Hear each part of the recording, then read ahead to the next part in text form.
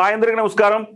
ప్రకాష్ రాజ్ వివాదాలకు care of address, especially Hindu ద్వేషి, హిందువుల ఆచారాల మీద కావచ్చు ఆయన ఒంటి కాల మీద లేస్తూ ఉంటారు. అలాంటిది ఈసారి ప్రకాష్ నేరుగా శ్రీరాముడినే టార్గెట్ చేశారు. శ్రీరాముడు అంటే హిందువులకు ఆరాధ్య దైవం, ఎంతో సెంటిమెంట్.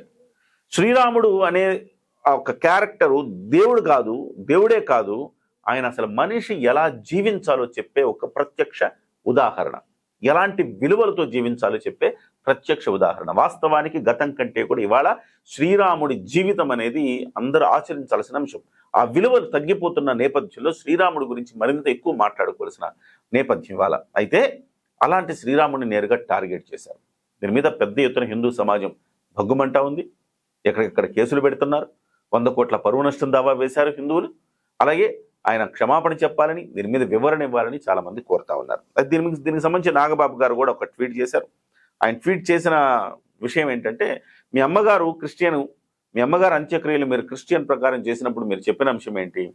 మా అమ్మ మనోభావాలు, నేను నాస్తికుడైనా కానీ మా అమ్మ మనోభావాలు, ఆమె నమ్మకాన్ని గౌరవించి ఆమె క్రిస్టియన్ మతాచారం ప్రకారం ఆమె అంత్యక్రియలు నిర్వహించామని చెప్పారు కదా. మరి ఇతర హిందువుల మనోభావాలు మీకు పట్టవా?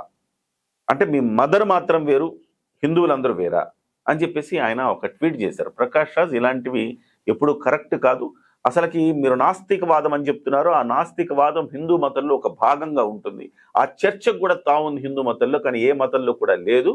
అలాంటి గొప్ప మతాన్ని మీరు కించపరిచేలా మాట్లాడుతున్నారు, ఇలాంటి వ్యాఖ్యలు సరికాదని చెప్పేసి నాగబాబు గారు ఒక ట్వీట్ చేశారు.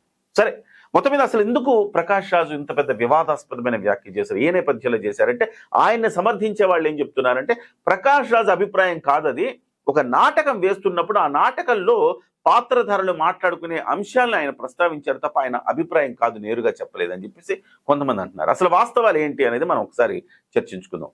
వాస్తవానికి ప్రకాష్ రాజ్ గారిని కేరళ లిటరేచర్ ఫెస్టివల్కి ఆహ్వానించారు. ఆ లిటరేచర్ ఫెస్టివల్లో ఆయన ఇంటర్వ్యూ చేశారు. ఆ ఇంటర్వ్యూ చేసినంత వరకు బాగానే ఉంది, కానీ ఇవాళ ఉత్తర భారతదేశం, దక్షిణ భారతదేశం అని చెప్పేసి తేడాలు తీసుకొచ్చే ఒక ప్రయత్నం చేశారు ప్రకాష్ రాజ్ గారు. ఆ ప్రయత్నాలు చేసుకొచ్చిన నేపథ్యంలో ఒక పాఠశాల విద్యార్థులు ఒక నాటకం ప్రదర్శించారు. ఆ నాటకంలో ఉన్న అంశాలు ఆయన ప్రస్తావిస్తూ, శ్రీరాముడు ఉత్తర భారతదేశం నుంచి వలస వచ్చాడు, వలస కూలి ఆయన. ఇక్కడికి వచ్చినప్పుడు రావణాసురుడు దక్షిణ భారతీయుడు, ఇక్కడ ఒక గిరిజన నాయకుడు, ఆయన ఒక రాజు.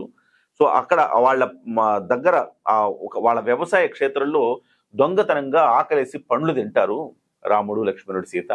అప్పుడు దానికి శూర్పణఖ వచ్చి ఆగ్రహిస్తుంది, అప్పుడు ఒక ఘర్షణ ఏర్పడుతుంది, అదే వారైంది అని చెప్పేసి చెప్పే ప్రయత్నం చేశారు. అంటే శ్రీరాముడిని వలసవాదిగా, వలస కూలీగా చిత్రీకరించడం కావచ్చు, అక్కడ ఆయన చెప్పిన విధానం కావచ్చు, పెద్ద ఎత్తున విమర్శలకు తావిచ్చిందని చెప్పాలి. వాస్తవానికి చాలా మంది ఆయన్ని సపోర్ట్ చేసే వాళ్ళు ఏమంటున్నారు, అదొక నాటకంలో వచ్చిన అంశాన్ని ప్రస్తావించారు తప్ప అది ఆయన అభిప్రాయం కాదని చెప్పే ప్రయత్నం చేస్తున్నారు. ఇంతకు మించిన చాలా డేంజర్ అంశం ఇవాళ మనం చెప్పుకోబోతున్నాం. ఈ నాటకం వేసిన పిల్లలు ఎవరంటే, ఆయన ఒక ఇన్క్యుబేషన్ స్టార్ట్ చేశారు. దాని పేరు ఏంటంటే నిర్దిగంత. ఆ ఇన్క్యుబేషన్ పేరు అంటే కర్ణాటకలోని శ్రీరంగపట్నం అనే ప్రాంతానికి సమీపంలో ఈ నిర్దిగంత అనే ఒక థియేటర్ ఇంక్యుబేషన్ స్టార్ట్ చేశారు. అంటే పాఠశాల నాటకం అంతరించిపోతుంది కాబట్టి ఆ నాటకాన్ని మళ్ళీ బతికించాలన్న ఉద్దేశంతో నేను పెట్టాను ఇంక్యుబేషన్ అని చెప్తున్నారు. కానీ ఇదొక హిందూ ద్వేష భావజాలం నూరిపోసే ఒక సంస్థ అనేది ఇక్కడ మనం తెలుసుకోవాల్సిన అవసరం ఉంది. పాఠశాల విద్యార్థులను తీసుకురావటం, అక్కడ పెద్ద లైబ్రరీ ఏర్పాటు చేశారు ఆయన. సో నాటకాలకు సంబంధించిన మొత్తం ఫెసిలిటేట్ చేశారు. పిల్లల్ని తీసుకురావటం, వాళ్ళకి ట్రైనింగ్ ఇవ్వటం, నాటకాల పట్ల ఆసక్తి కలిగించడం, సో కొన్ని పుస్తకాలు చదివించడం, ఇది ఆయన పని అనమాట. సో ఇక్కడ ఆయన ఏం చేస్తున్నారంటే, హిందువులకు సంబంధించి హిందూ ద్వేషాన్ని ఆ పాఠశాల పిల్లల్లో నూరిపోస్తున్నారు. ఈ అంశం మనం గమనించాల్సిన అవసరం ఉంది. సో ఆ పాఠశాల విద్యార్థులు ఎక్కడ నాటకం వేశారంటే, ఆయన క్షేత్రంలోని ఈ నిర్దిగంత అనే చోట ఈ పిల్లలు ఈ రకమైన రామాయణాన్ని వక్రీకరించి ఒక నాటక రూపంలో తీసుకొచ్చి దాన్ని హిందూ ద్వేష భావజాలంతో నింపి అసలు రాముడి పట్ల ఒక రకమైన అంటే తక్కువ చేసే భావన తీసుకొచ్చే ఒక ప్రయత్నం ప్రకాష్ రాజ్ చేశారు. ఎక్కడో నాటకం వేశారు, ఆ నాటకానికి నేను బాధ్యుడిని కాదు, ఆ నాటకంలో అంశాలు నేను చెప్పానంటే కుదరదు. ఆ నాటకం జరిగిందే ఈ నిర్దిగంతలో. అది ఇంక్యుబేషన్ ప్రకాష్ రాజ్ స్టార్ట్ చేసింది, ఆ ఇంక్యుబేషన్లోనే జరిగింది.